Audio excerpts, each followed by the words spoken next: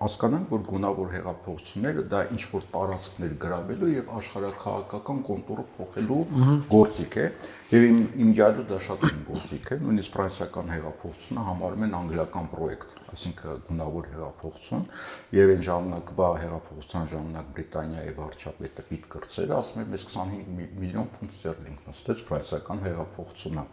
Սովետական միություններ 1920-ական թվականին Կոմինտերնի միջով հեղափոխություններ կազմակերպում սկզբից Եվրոպայում, հետո Արևելքում։ Հիմա Արևմուտքն է հեղափոխություններ կազմակերպում։